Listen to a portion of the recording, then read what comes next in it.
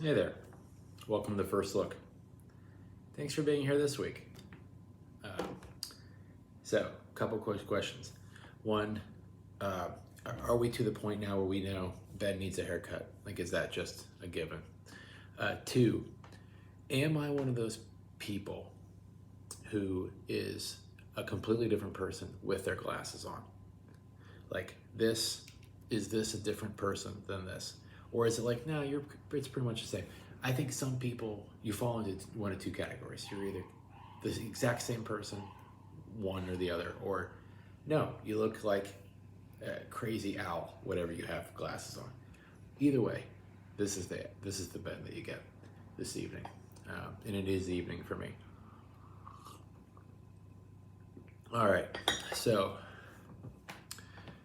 this is going to be the third week of Easter, and this is when we find out whether you're really paying attention to what's happening, because I think on Easter, of course, everyone's ready, right? We're ready for resurrection talk. We've been going through Lent this whole time. Now we're ready for resurrection.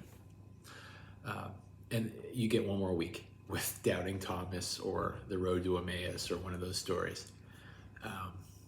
But are you still with us on resurrection talk? The third week. That's where it really starts to kind of sink in, right? That this is what we're talking about. And I started this series, and it's basically called the trouble with seeing, I'm having trouble seeing, I'm having trouble believing. That's what we're doing this week, and it's trying to address the reality of the fact that just because we're doing what we seek out, what we want to do, seek to do by talking about and being resurrection people, that doesn't mean that everything in our life is easy. It doesn't mean that the journey is easy. And I was trying to really begin the series with an interesting take on how we could see Thomas, and how I think maybe Jesus could see Thomas, given the fact that he had missed what had happened, and for all he knew, Jesus was gone. There was no promise that he was going to come back, and yet he keeps showing up anyway. He keeps being there regardless of the fact that he didn't get to see Jesus. He didn't receive this gift. And actually, unless I missed it, it says that all the disciples who were gathered there received the gift of the Holy Spirit to forgive sins or not forgive sins. It never goes back and says, "Oh, well, Thomas was given he was given that later." That at no point is said. Now, maybe we assume that it happened, or we assume that his blessing extends to Thomas. I don't know, but I don't remember it explicitly saying that. But that is what it is. So, in this story for this week, we have kind of we're kind of pivoting, but it's still the same. We're still kind of in the same few days. So we move from the resurrection to the road to Emmaus, and then to this story that is kind of a story that's on its face, I think, is relatively similar to the Thomas story, and really even same as the resurrection story. It's people trying to get their mind around believing what they're seeing. And so the nice thing is that I already have a nice setup. I don't know exactly how I'm going to use it, but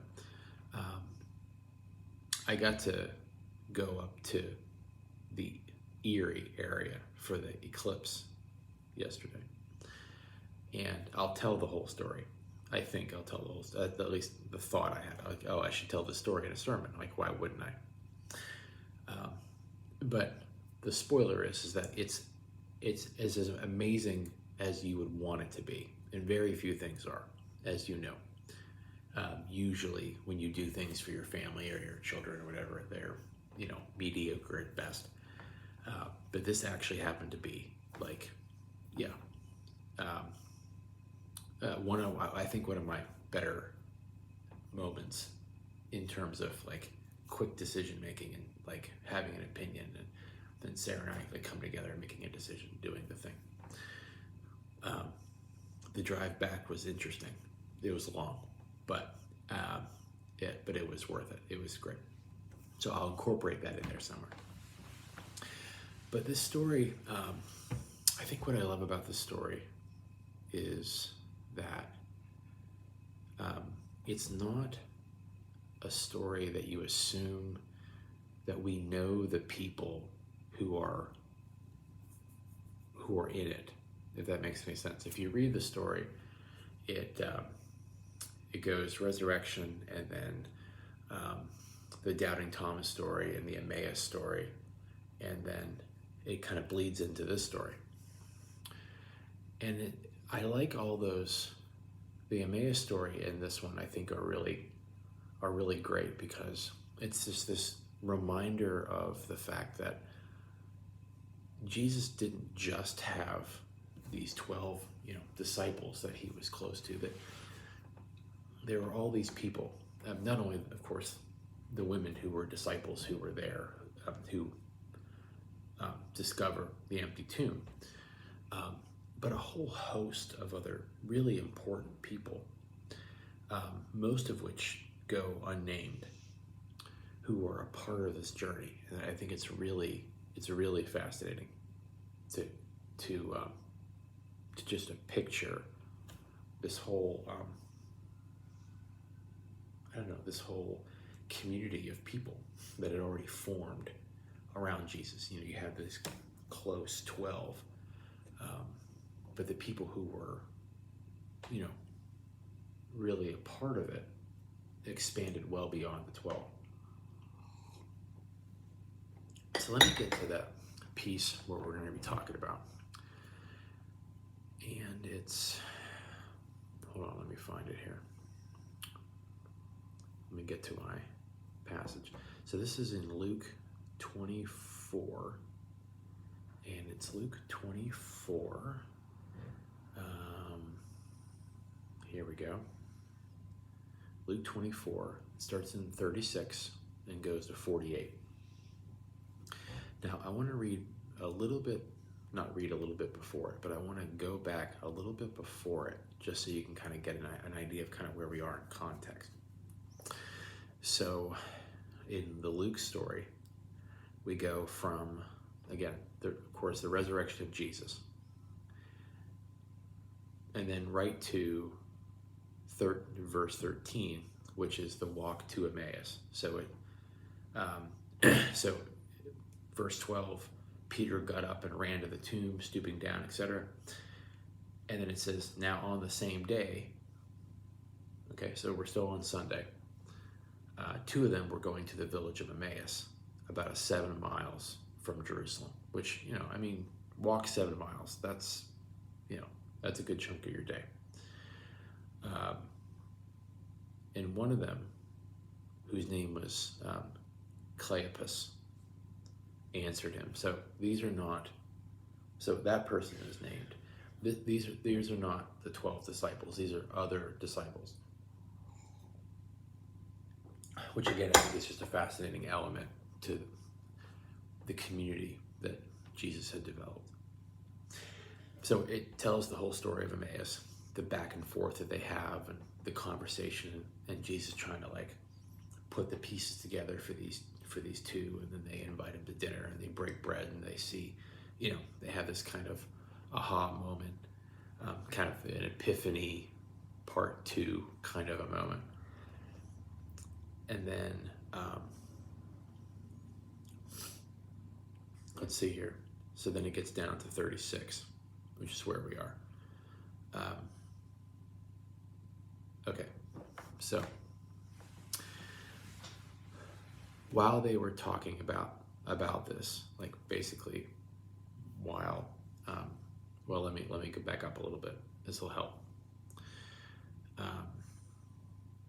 when he was at the table with them, this is in verse 30, when he was at the table with them, he took bread, he blessed it, broke it, and he gave it to them. Their eyes were opened, and they recognized him, and then he vanished from their sight.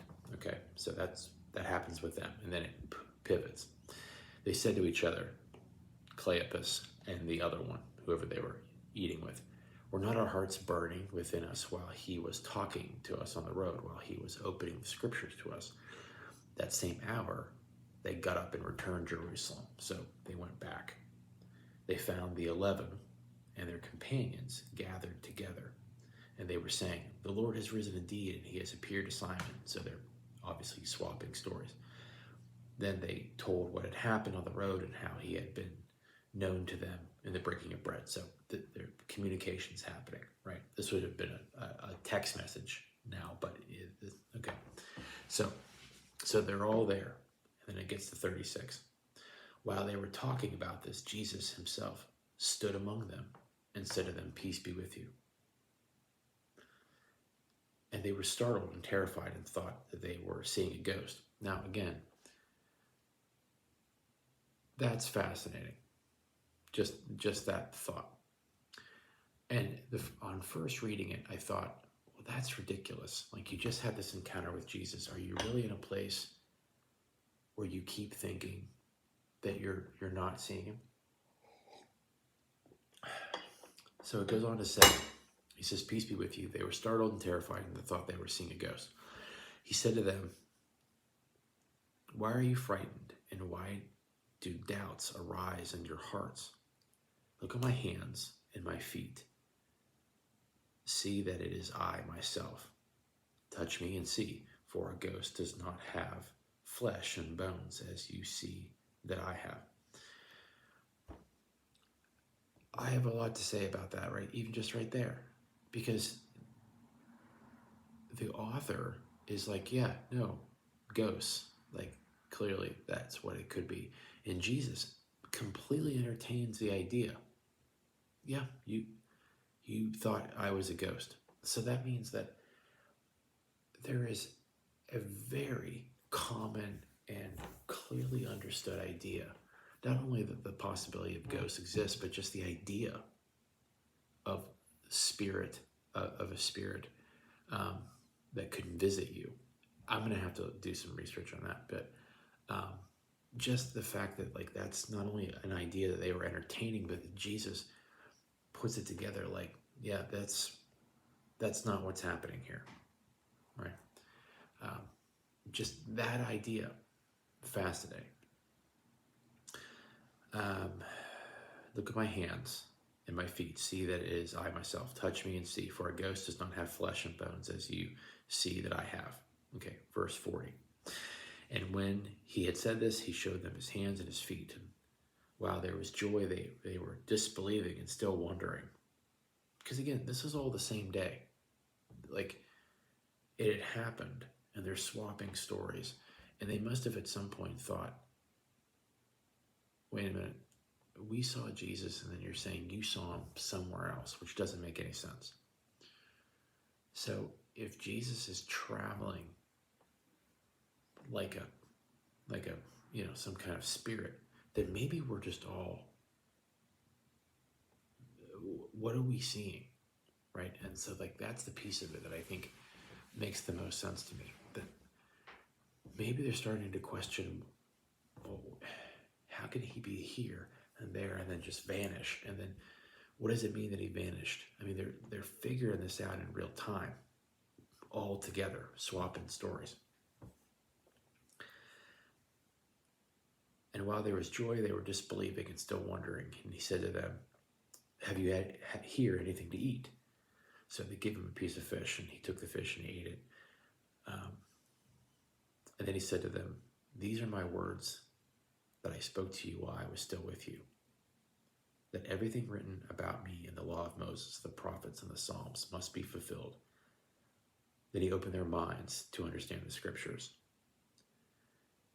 And he said to them, thus it is written that the Messiah is to suffer and to rise from the dead on the third day, and that repentance and forgiveness of sins is to be proclaimed in his name to all nations, beginning from Jerusalem. You are witnesses of these things. and see, I am sending upon you what my Father promised.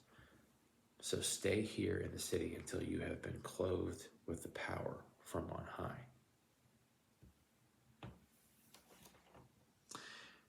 Now Luke goes from that moment to the ascension, which is a long time. I mean, it's, a month and a half. So that's a lot. And I think that you and I need to be able to see this story. I mean, part of what I was trying to do last week with Thomas, we need to be able to see the story not from our perspective. Everything is kind of easy to see in retrospect. If you think about the parts of history that we look back on, and it's like, well, obviously that's what happened. Even in our own history, there was a whole lot of doubt before it actually came to be. I've seen documentaries on, how unlikely it was that we actually pulled off the moon landing, for instance, in that much time, that somehow it all happened. And that if you were a betting person, you would have said, this isn't going to happen. There's no possible way we're going to get to the moon. Or you look at like the fact that,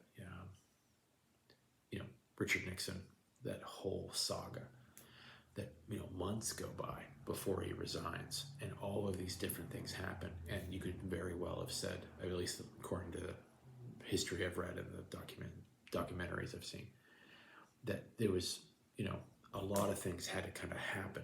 And of course, in retrospect, it seems like, well, of course that was going to happen. But at the time, so many things were up in the air. And so we forget very often the confusion, the who knows, the I don't know if it'll happen of history. And that's what they were living. And so you have this situation where now you have these two stories.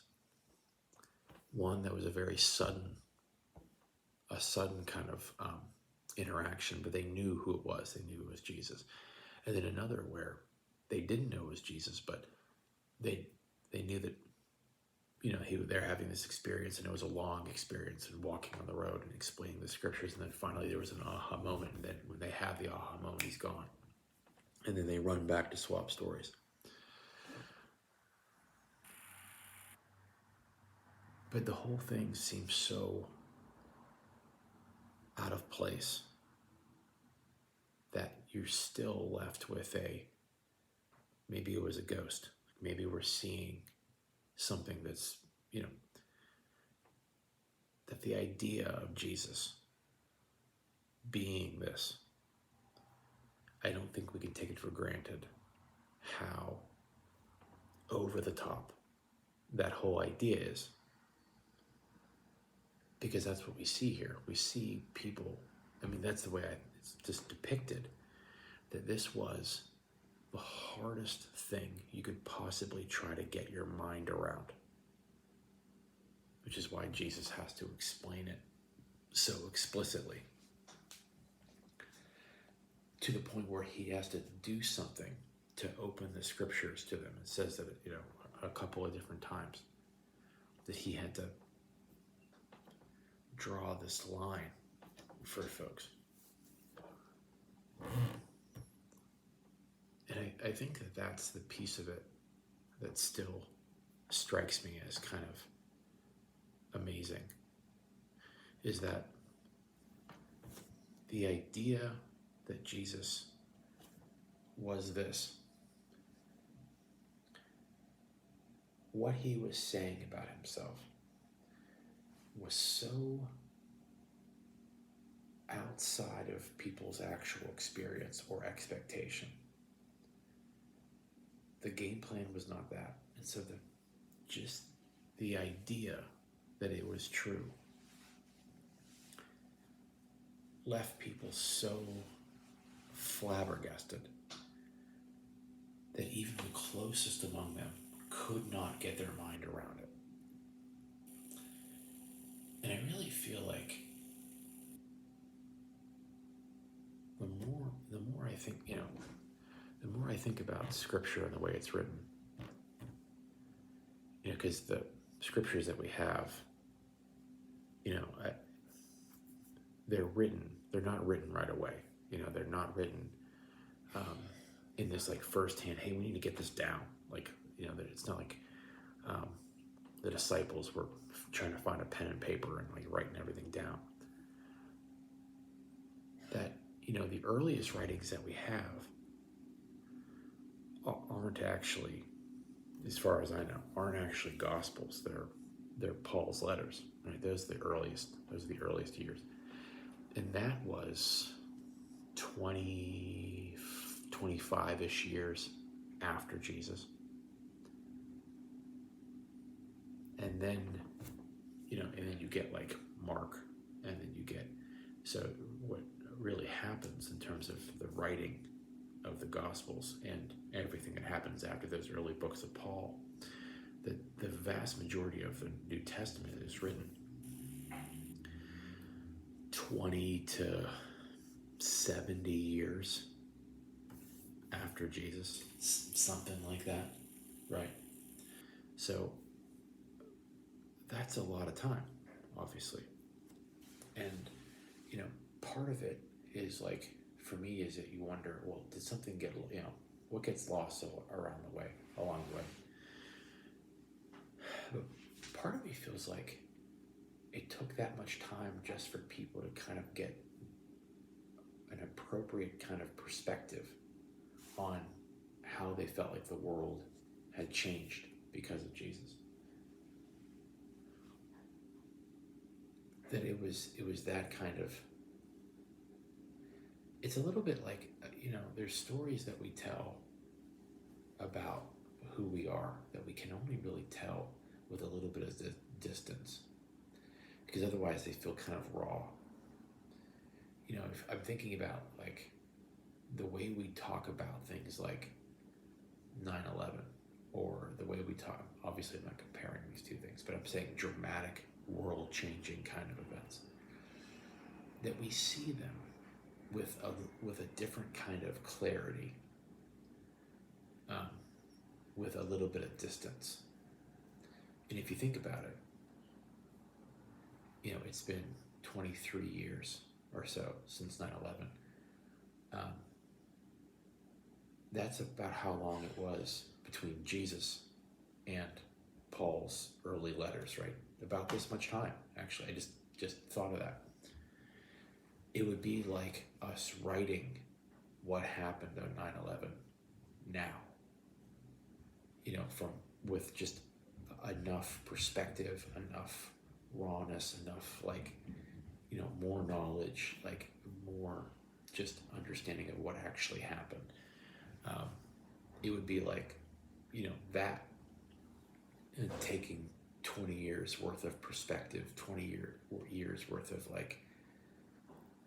just chewing on it to finally start writing the book on it. That's kind of what happened with the Gospels. It's a really fascinating idea now that I think about it. Maybe what you lose, but also the clarity. But of course, we don't lose it because we had eyewitnesses and people we can talk to. And if you were too young to be there, there's people in my life who are too young to remember 9/11. They think of it as a historical thing. You don't have to ask me where I was. I can tell you exactly where I was. So when I kind of think about it like that, it makes a little bit more sense. But it's fascinating, this kind of look at who Jesus is, wrapping your mind around it, trying to figure out how to believe it, and understand the truth of it, I think is really fascinating. And then, of course, you start to think about, well, what do we still have trouble with? What do we still have trouble believing about the story about Jesus? Besides trying to wrap your mind around the literal resurrection part. I was talking with somebody about that today, about the what's difficult about trying to convey your faith to anybody, when one of the hardest parts is the central part, which is talking about the resurrection. And if you're not in this tradition, how difficult that concept could be. And it's a fascinating piece of it. So I don't know exactly where that goes, but know that where we're headed is, I think the sermon's called Having Trouble Believing. Having trouble seeing, having trouble believing. And I want to kind of explore like where we are now with that, and looking at this story. And then of course we'll figure out how I figure eclipse into the equation. So I'll let you know. Anyway, so that's what I have for this time. I hope that gives you something to chew on as we kind of move through this Easter season. Thank you for thinking through it with me. Thanks for being you. And I'll see you next time for another First Look. Take care.